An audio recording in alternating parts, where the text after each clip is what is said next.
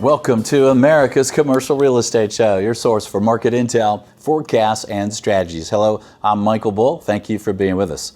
This segment is brought to you by Buxton. Look, you can take site selection and property marketing to a whole new level with data-driven insight, including mobile smartphone traffic. Check it out. You got to check this out at buxtonco.com. Well, today we are talking about technology, and that's some great technology you want to check out there. We're talking with CREtech CEO Michael Beckerman. Please welcome to the show. Michael, thanks for being with us. Michael, I'm a big fan. It's great to be back with you again. Thanks for giving us an opportunity to talk a little bit about technology. Well, good. And you know, commercial real estate technology has really been a growing area and one of the most important areas these days around commercial real estate world. And to get us started, your CREtech, you've had these live events around the country. I've been to one in Atlanta that you had. How long have you been having these CREtech events and around the country? Thanks, Michael. We've come a long way since those days when we were in Atlanta with you, and I remember that particular event fondly. We're deeply appreciative of all your support of the industry and of CREtech. We've probably been staging events for 6, 7, 8 years. First informally, meetups, and then we really started to get our mojo going in 2016, 17 with the events. Yeah, and then you just recently had an event in New York. Tell us about that, how many people you had there and what types of attendees. Thanks, Michael. Yeah, so we had our largest event ever in 2019 in Brooklyn. We only do, say, 2, maybe 3 events a year. We believe that fewer but better is the strategy, at least for events for us. And 2019, we had our biggest event, well over 2,000 people. COVID hit, and we didn't stage any live in-person events in 2020. And this was our first one that we just had in New York. Had over 1,800 people there. It was extraordinary. The energy in this fully vaccinated building, or at least the people were fully vaccinated, was just, it's something that I've never really experienced before. I think it was the combination of the pent-up demand to be back in person. I think it was also just the health of the ecosystem and so many tech companies that are thriving. And I think it's how many more real estate companies are discovering the power and the benefits of technology. So I think it was all of that, and of course my incredible team. Really just, it wasn't the biggest event we've ever had, but it was certainly the most important one we've ever staged. Well, at about 1,800 people, that's a good size event. So especially when you've been living in a little cocoon for 2 years, to go back and be around that many people, at least initially, was a bit of a shock, but in a good way. So did you say that there was a requirement to attend the event that you were fully vaccinated? That's true, Michael. Those are the New York City rules. So it's you have to show proof of vaccination to go at sort of any, whether it's a coffee shop or a 1,800 person event in New York. Okay, and the commercial real estate market or industry has really taken technology taking it by the horns, the bull by the horns, right? Tell me about some of the larger companies that own commercial real estate that were attending your event. Well, I'd say that, the food groups within commercial real estate, Michael, that are adopting the most, I think it's office and multifamily. Logistics, we have some great leadership from companies like Prologis and many others, but obviously there's more, I think, office owners probably and multifamily that have the resources to adopt technology and innovation, to adopt and invest. So it's everybody from REITs like Brandywine Realty Trust or Columbia Office Properties Trust, Hudson Pacific, large companies like Tishman Speyer, Oxford Properties, Jamestown, really across the board. North America, probably 70% of the audience, and then 30% globally. And the thing about CREtech is, as you know, it's it's really the three kind of major legs of the stool. It's the landlords themselves that have heads of innovation or heads of venture, and then you've got the tech companies themselves, of which there's 8,000 now globally. And then you've got the venture capital part of the industry. So that's what they all do, is converge at this conference over 2 days. And you've got a couple different stages where you can see great speakers, either solo or panels. We've got a trade show format, so you could walk through the trade show and see, I think there was 100 different companies with booths. And then we have a meetup zone where people use an app on our phone and they can make meetings with whomever they want at the venue. So it's a really electric, a lot of energy in the building over 2 days. And Michael, one of the things that, as a practitioner in commercial real estate for a long time, it seems like the number of CREtech companies that have come into play is really tremendous. You mentioned about 8,000 in the space now. When you look back at your history from starting these CREtech events, in 2016 or so to now, what percentage of these CREtech companies don't make it? I mean, I hope they all thrive, obviously, and in a rising sea, everybody's boat rises. You see parts of the industry where it's getting more adoption than others. And are they all going to survive? No. Can they all find small niches within the ecosystem and deliver good solutions? Yes. But one of the things that we're seeing in the space right now is just this emergence of M&A. So there's a lot of consolidation. So, if you're an M&A, if you're an attorney, if you're an investment banker, it's a good time to be paying attention to CREtech and as an ecosystem, because it is just the amount of money that's coming into the space. I mean, adoption, Michael, has always been the challenge. Because you know how real estate companies are a little bit slow to adopt to change and innovation when everything's been working so well. So there's not this great sense of urgency to adopt technology, but the companies are recognizing that there's a competitive advantage to implementing a lot of these tools. So it's a very, very healthy time. I don't think it's a bubble or anything like that. I just think it's a very healthy time for the ecosystem, and it's still the top of the second inning. Okay, and the venture capitalists that are investing in some of these startups, what percentage of these startups would they tell you that they expect to not make it? You're good. You're very good, my friend. I mean, in the venture world, Michael, they say 90% startups don't survive. I think it's got to be a little bit different though in B2B, because there's no sense that somebody's building Facebook here or a TikTok. I mean, these are tools that are helping real estate companies either manage their portfolios and their assets better, control their energy better, engage with tenants better. And so, the scale or the size of these companies, it's not so much that, it requires a tremendous amount of capital to build a business in this industry. So I think it, I hope more than half survive and thrive. That'd be my hope. Yeah. Not more. Yeah. Okay.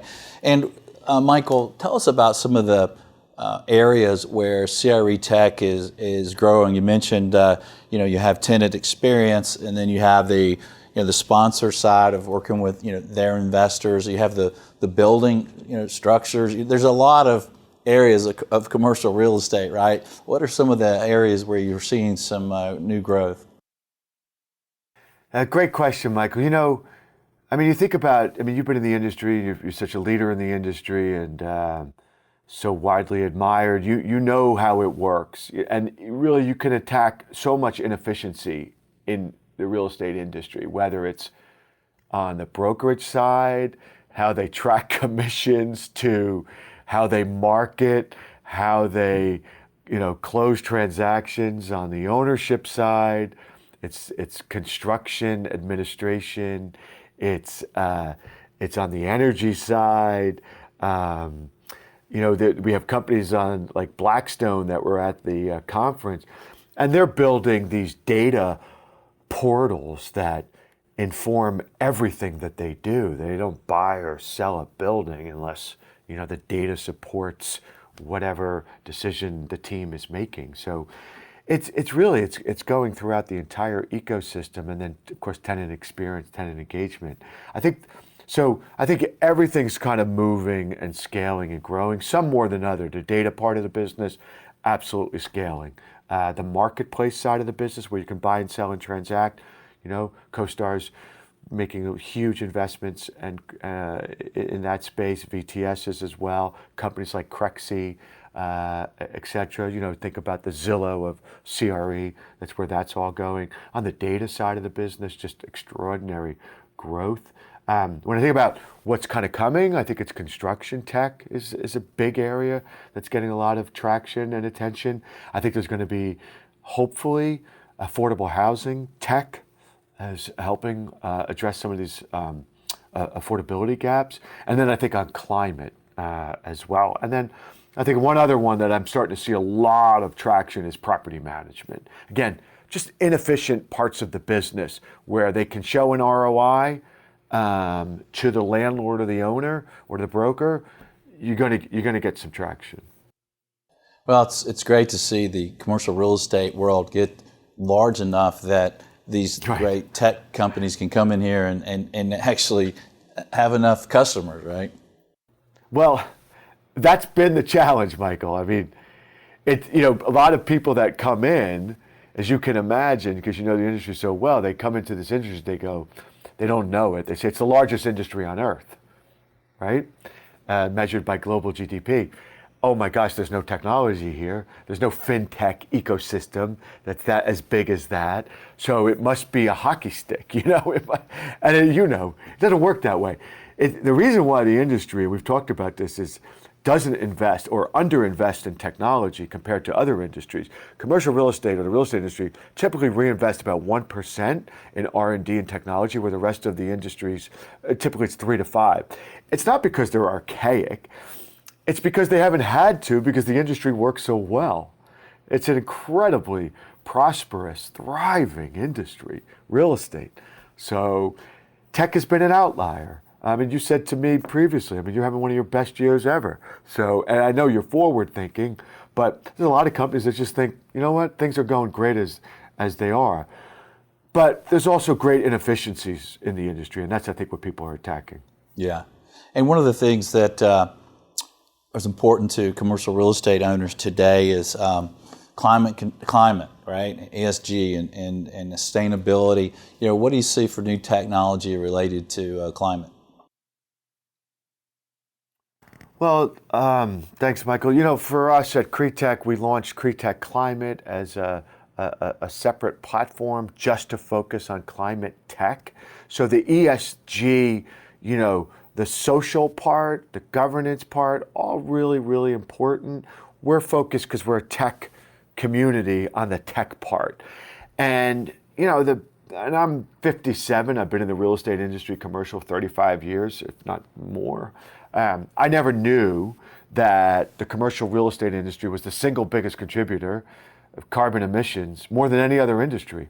40% of all carbon emissions coming from the built world. So it's operating carbon and then embodied, right? How they make the materials that for the buildings themselves. So it's concrete, it's steel. And, government's coming after the industry to regulate it. Tenants are demanding healthy, safe environments to live and work in. So there's consumers are demanding it as well.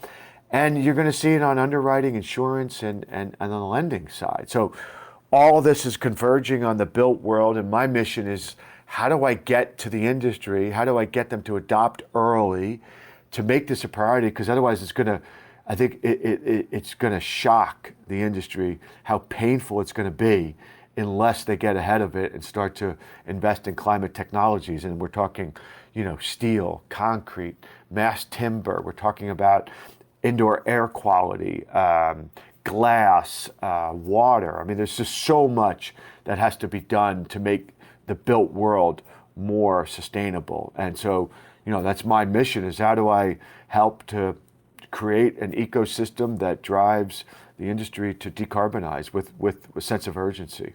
Well, Michael, that's a great mission. I'm glad you're on it.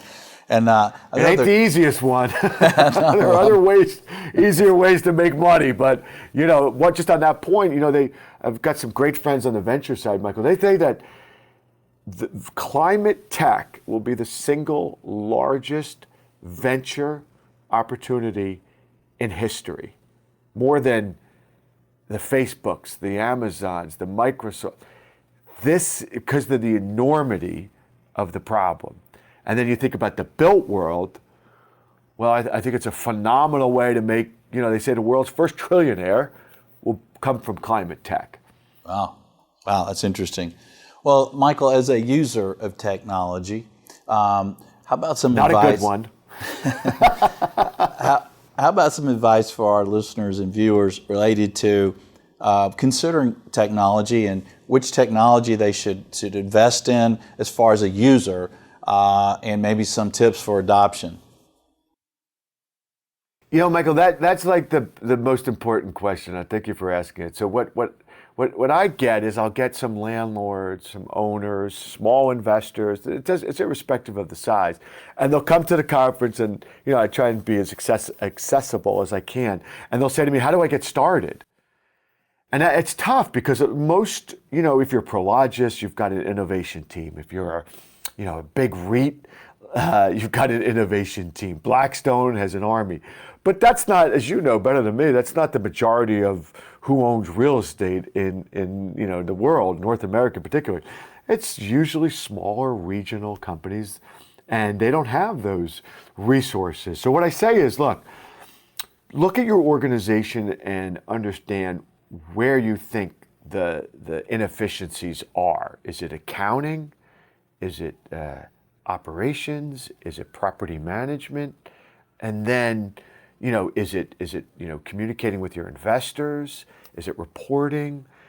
Whatever it is, you'll find a solution out there. And then when you go to find the solution, just look at what your peers are doing. That's what I always say is like the best, easiest way is, if there's some real estate companies that you really admire, it's very easy to find out what they're using, what solutions. And then reach out for either those tech companies or the real estate companies and say, what's that experience been like? What's the ROI been like? What has adoption been like?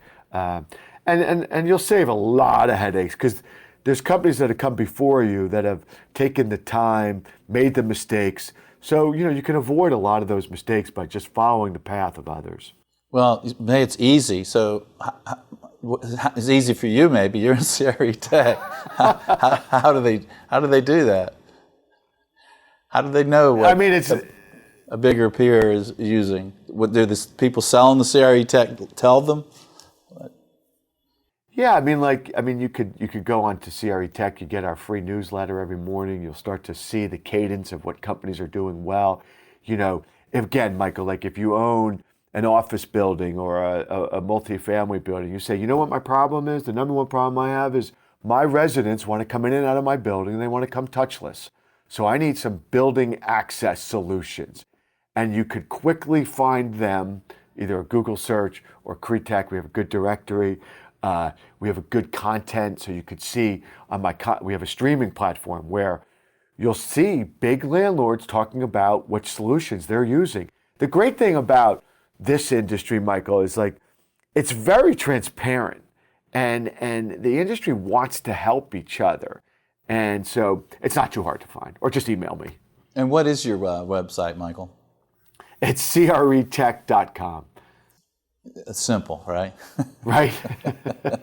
Well, Michael, what would you leave our audience with around the country to think about related to CREtech in the future? Selfishly, Michael, it'd be about climate. I'd say, listen, I got young kids still in high school, and I do believe in science, and I think about the impact that our industry is having on climate.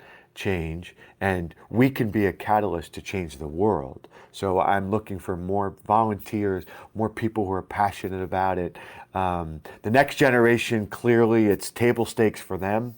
And so if there was one thing I'd leave them with, I'd say, yep, the CREtech, the CREtech industry is thriving. Get involved, it's easy, you'll find some ROI.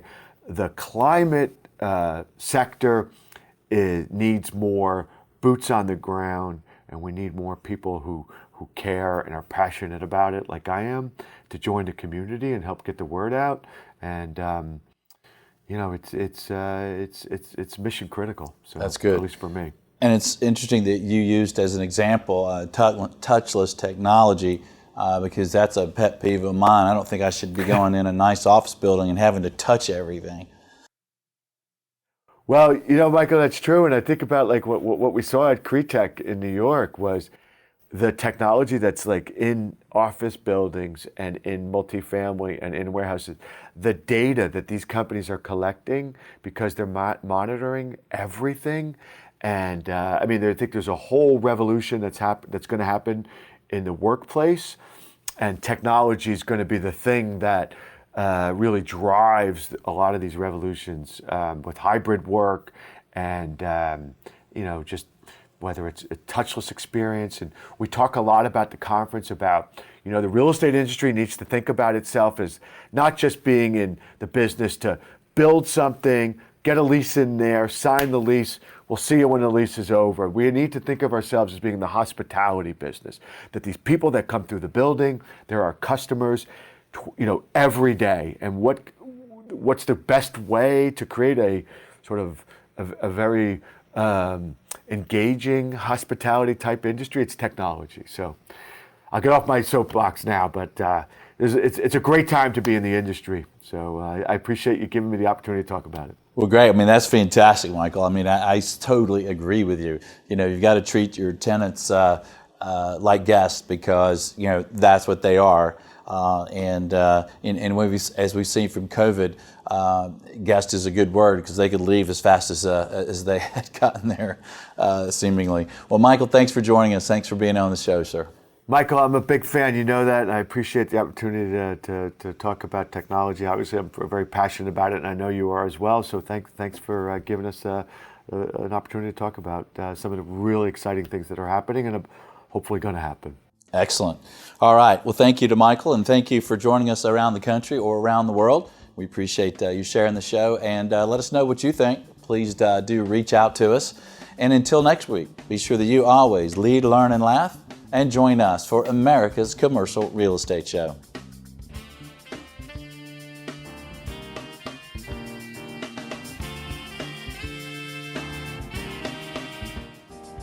America's Commercial Real Estate Show is brought to you by Buxton. Take leasing, site selection, and due diligence to the next level. Make the right decisions with on-demand mobile data. Visit buxtonco.com. By Bull Realty. For proven commercial real estate asset and occupancy solutions, contact me. My email is michael@bullrealty.com. By Commercial Agent Success. Expert level commercial real estate broker training. Cloud Access 1 up to 21 one-hour videos. Visit commercialagentsuccess.com. Thank you for reviewing, subscribing, and sharing America's Commercial Real Estate Show.